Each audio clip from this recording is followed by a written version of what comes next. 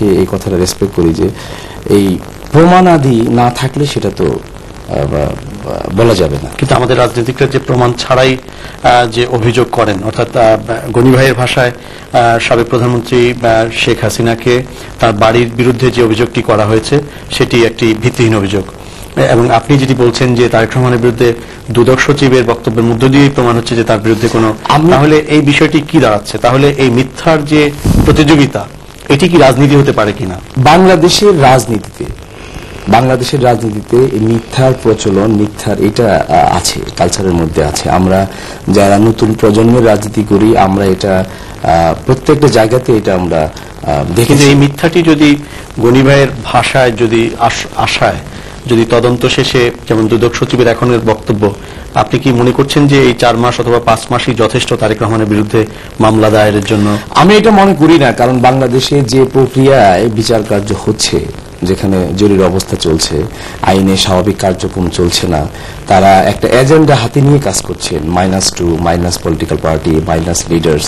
Actually what's going on nobody knows, আমরা জানি না। আমি এটাকে একটা রেফারেন্স দিলাম এই কারণে যে 6 মাস হয়ে গেল তারেক রহমানকে অ্যারেস্ট করার পরে তার বিরুদ্ধে এখন পর্যন্ত সুনির্দিষ্ট কোনো অভিযোগ তারা দাঁড় করাতে পারেনি। একটা চাঁদাবাজির মামলা দিয়েছে 1 কোটি টাকা।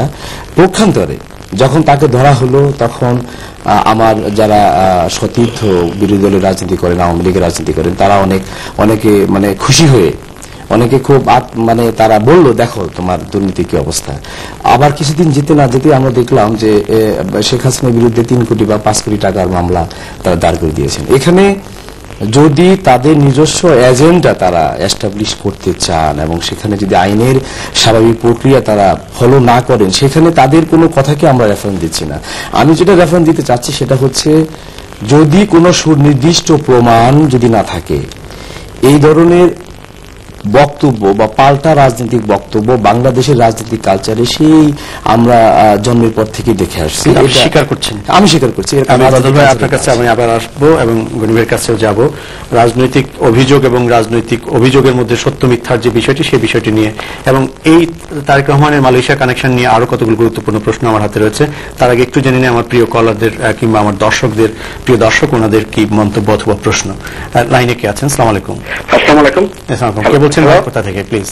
হ্যালো, আসসালামু আলাইকুম। জি, আসসালামু আলাইকুম। কে বলছেন, কোথা থেকে? আমার নাম দেলোয়ার। আমি গনি ভাইয়ের যে তদন্ত কমিটি, দুদক তো বললো যে তারেক রহমানের বিরুদ্ধে এই পর্যন্ত কোনো মামলা পাওয়া যায় নাই। দুদক এটা পত্র পত্রিকার, মিডিয়ার মাধ্যমে, পাবলিকের মাধ্যমে বলছে। এখন গনি ভাই যেটা বললো যে ওনাদের যে তদন্ত টিম মালয়েশিয়াতে টাকা পয়সা পাচার করছে, সেই টিমের রিপোর্টটা পাঠা দিচ্ছে না কেন? ওনাকে একটু, এইটা আমার একটা প্রশ্ন। আচ্ছা, আপনাকে অনেক ধন্যবাদ। গনি ভাই আপনার প্রশ্নের জবাব দেওয়ার চেষ্টা করবেন। প্রিয় দর্শক, অনেক কজন কলার লাইনে আছেন, কিন্তু আমি আপনাদের কাছে আবার যাব। আমি একটা ব্যাপার আপনার কাছে জানতে চাইব, জনাব তারেক রহমান মালয়েশিয়ায় তাহলে কি করতেন? আপনি যে বলছেন যে তিনি 12-13 বার গিয়েছেন এবং তিনি নিঃসন্দেহে তার দলের যুগ্ম মহাসচিব হিসেবে খুবই ব্যস্ত ছিলেন, এবং দল যখন ক্ষমতায় থাকে কিছু বাড়তি দায়িত্ব থাকে, এবং আমরা আমরা জানি যে হাওয়া ভবন থেকে 2001 সালের নির্বাচন পরিচালনা করার কারণে তার কিছু বাড়তি রাজনৈতিক দায়িত্ব তিনি পালন করেছেন, এবং মন্ত্রিসভার একটি অংশ ছিল তার নিয়ন্ত্রণে অথবা তার প্রভাবাধীন। এত ব্যস্ততার মধ্যে তিনি 12-13 বার মালয়েশিয়ায় গিয়েছেন, এবং মালয়েশিয়ায় ডেফিনেটলি তার একটা কোনো অ্যাফিলিয়েশন অথবা কোনো এফেকশন ছিল। তাহলে তার রাজনৈতিক কর্মসূচিগুলো কিংবা সামাজিক অর্থনৈতিক কার্যক্রমে বা কি ছিল তার সেখানে? আচ্ছা, এটা অনেক লম্বা সময় লাগবে, আমি খুব শর্ট করে বলছি, যেহেতু আপনি আমাকে আগেই বলেছেন যে খুব সংক্ষেপে বলতে হবে। 1997-এ সে প্রথম মালয়েশিয়া গিয়েছিলেন। আপনাকে আমি একটা জিনিস বলে দিচ্ছি, মালয়েশিয়াতে উনি যখন গিয়েছেন, এয়ারপোর্ট থেকে ওনাকে রিসিভ করা থেকে শুরু করে আবার এয়ারপোর্টে ওনাকে পৌঁছায় দেওয়া পর্যন্ত, এবং রাতের যেটুকু সময় উনি ঘুমিয়েছেন হোটেলে, এইটুকু সময় বাদে বাকি সবটুকু সময় আমি ওনার সাথে ছিলাম। এটা আপনারা মিডিয়াতে বা অনেকেই এটা জানেন, এটা সবাই জানেন। এটা আমি ওনার সাথে যতক্ষণ থেকেছি, উনি যেটা দেখেছি ওনাকে, সেটা হচ্ছে যে মালয়েশিয়ার ডেভেলপমেন্ট, মাহাথির মোহাম্মদ একটা দেশকে এত অল্প সময়ে কিভাবে ডেভেলপমেন্ট করেছেন, তার প্রত্যেকটা জিনিস উনি জানতে চেয়েছেন। উনি ইনফ্রাস্ট্রাকচার দেখেছেন, উনি রাজনৈতিক অবস্থা দেখেছেন। ওই দেশে যারা ক্ষমতায় আছেন, সেটাকে বারিসার ন্যাশনাল বলা হয়, ইউনাইটেড ফ্রন্ট। সেখানে 11টা পার্টির সমন্বয়ে এই পার্টিটা স্বাধীনতার পর থেকে তারা ক্ষমতায় আছেন। বিএনপিও যেহেতু জোটগতভাবে ক্ষমতায় ছিলেন, তারা জানতে চেয়েছেন যে তারা কিভাবে, কোন পলিটিক্যাল ফর্মে তারা মালয়েশিয়াতে দীর্ঘদিন ক্ষমতায় ছিলেন। মাহাথির মোহাম্মদের এই ডেভেলপমেন্টের কি কি বিষয়ে কাজ করছে এগুলো জানতে চেয়েছেন। উনি পুত্রজায় দেখেছেন, এখানে একটা নিউ সিটি তৈরি করেছেন মাহাথির মোহাম্মদ। উনি বিভিন্ন ইনফ্রাস্ট্রাকচার দেখেছেন। অর্থাৎ মালয়েশিয়ার উন্নয়ন এবং মালয়েশিয়ার যে গঠন, মালয়েশিয়ার রাজনৈতিক কালচার তিনি অবগত হতে চেয়েছেন। কিন্তু মাহাথির মোহাম্মদের অনেক সুনামের পাশাপাশি একটি ছোট বদনাম অথবা সমালোচনা রয়েছে, সেটি হচ্ছে যে প্রতিপক্ষকে দমন এবং মাহাথির মোহাম্মদের পরিবারের সদস্য, বিশেষ করে তার পুত্র মালয়েশিয়ার অন্যতম বৃহৎ একজন ব্যবসায়ী। তো তিনি কি সেই ব্যাপারে তার কোনো এফেকশন অথবা কোনো মাহাথির মোহাম্মদের পরিবারের সঙ্গে কোনো ঘনিষ্ঠতা অথবা মালয়েশিয়ার যারা ব্যবসা এবং মালয়েশিয়ার যে শিল্প বণিক এই ব্যাপারে তার কোনো কার্যক্রম ছিল কিনা সেখানে? 96 to 2000 পর্যন্ত যখন আওয়ামী লীগ ক্ষমতায় ছিলেন, তখন মালয়েশিয়ার 4টা প্রধান কোম্পানি যেগুলো গভর্নমেন্ট সুপারভাইজ করে, তার মধ্যে একটি হচ্ছে পেট্রোনাস, যারা গ্যাস এবং অয়েলের উপরে কাজ করেন। তারপরে ওই দেশের 60% পাওয়ার যারা সাপ্লাই করেন তাকে বলে টিএনবি, তেনাগা ন্যাশনাল বারহাত। এবং মালয়েশিয়ার দুটো টেলিফোন কোম্পানি যেটা বাংলাদেশে এখন আছেন, একেটেল এবং আরেকটাকে কি বলে সেবা, এখন তারা।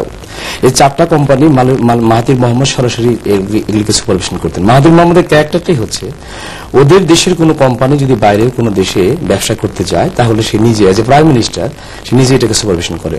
পেট্রোনাস মালয়েশিয়ার সব থেকে বড় একটা কোম্পানি, যারা আফ্রিকার 27টা দেশে তাদের তেলের উপর ইনভেস্টমেন্ট আছে।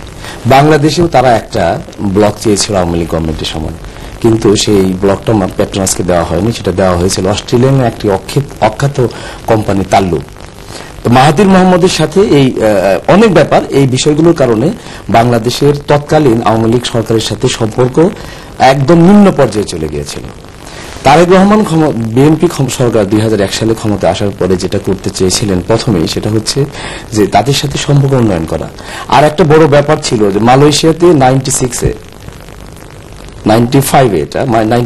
মালয়েশিয়ান গভর্নমেন্ট বাংলাদেশ থেকে শ্রমিক আনা একদম আইন করে বন্ধ করে দিল। তো বিএনপি সরকারের নির্বাচন ম্যানিফেস্টোর মধ্যে একটি প্রথম শর্ত ছিল যে তারা মালয়েশিয়াতে যদি ক্ষমতায় আসে মালয়েশিয়ান শ্রমিক বাজারকে উন্মুক্ত করে দেবেন। এবং এটা করার জন্যই মাহাথির মোহাম্মদের সাথে সম্পর্ক উন্নয়ন এবং শ্রমিক বাজারটাকে পুনরায় খোলার জন্য তারেক রহমান যেটা করতে চেয়েছিলেন সেটা হচ্ছে তাদের সাথে সম্পর্ক উন্নয়ন। কিন্তু তার এই যে বেসরকারিভাবে যে দায়িত্ব পালন, এটি তো একটি রাজনৈতিক একটা দায়িত্ব ছিল, তার রাজনৈতিক ভূমিকা ছিল, কিন্তু তিনি কেন সরকারি পর্যায়ে এটিকে ব্যবহার করেছেন? তিনি সরকারি পর্যায়ে একবারও মালয়েশিয়াতে আসেননি, এটা কিন্তু ভুল। একবারও মালয়েশিয়াতে সরকারি পর্যায়ে আসেননি।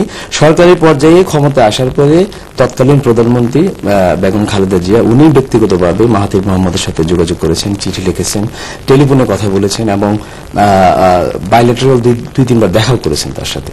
কিন্তু বেসরকারি পর্যায়ে মানে ব্যক্তিগত পর্যায়ে আমরা যেটা বুদ্ধি দিয়েছিলাম যে যদি মাহাথির মোহাম্মদের পরিবারের কারোর সাথে যদি তারেক রহমান একটা সম্পর্ক উন্নয়ন করতে পারে, এভাবে দুইটা ফ্যামিলির মধ্যে একটা সম্পর্ক ডেভেলপ হতে পারে এবং মাহাথির মোহাম্মদ বুঝতে পারবে যে বাংলাদেশের ইচ্ছা আছে আমাদের সাথে সম্পর্ক উন্নয়ন করার জন্য, ওটারই একটা কারণ ছিল। এবং তৎকালীন প্রধানমন্ত্রী মাহাথির মোহাম্মদের ছেলের সাথে আমি 2টো মিটিং এর ব্যবস্থা করে দিয়েছিলাম তারেক রহমানের, শুধু ব্যক্তিগত সম্পর্ক উন্নয়নের জন্য। আপনি দাবি করছেন যে কোনো ব্যবসা অথবা কোনো বাণিজ্য বিষয়ক কোনো বিষয় সেখানে ছিল না? আমি জনাব বাদল, আমি আপনার কাছে আসছি।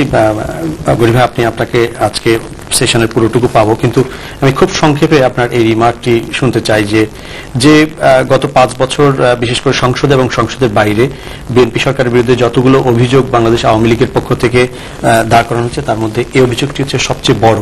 এবং অর্থ পাচার এবং মালয়েশিয়া একটি শিল্প এলাকা গড়ে তোলা এবং এই বিষয়গুলো বারবার এসছে আমাদের মিডিয়া, আমরা বিভিন্ন সংবাদ হেডলাইনে এসছে। এই মুহূর্তে প্রকৌশলী বাদল নাকচ করে দিতে চান, এটি পুরোই রাজনৈতিক বিষয়। এই ব্যাপারে আপনার খুব সামারি বক্তব্য কি?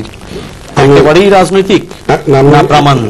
আমি সিম্পল কথা হলো, বাদল ভাই যে কথাটি বললো উনি পার্টি ফ্রম থেকে বলছি, he will try his best to save Tarique Rahman. উনি যেটা বলতো 97 ফেব্রুয়ারি 1 তারিখ আওয়ামী লীগের আমলে আমাদের লেবার মিনিস্টার মান্নান, আমি নিজে গেছি মালয়েশিয়াতে। অনেককে জানা উচিত আপনার মাইকে যে প্রাইম মিনিস্টার ছিল ওর আদি নিবাস হল Chattogram, his great grandfather comes from Chittagong.